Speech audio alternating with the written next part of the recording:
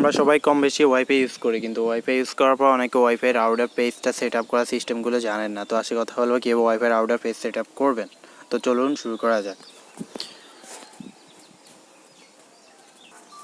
Hello Shaon, this is tech solution BD. I am Shaon.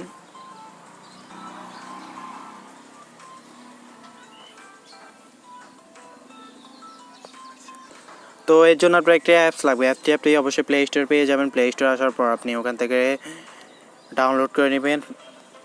অ্যাপটি আপনি যদি প্লে স্টোরে গিয়ে সার্চ দেন ওয়াইফাই সেট আপ পেজ, এটা সার্চ দেওয়ার পর যে অ্যাপটি চলে আসবে, এই যে wifi router page set up, এই অ্যাপটি ডাউনলোড করবেন।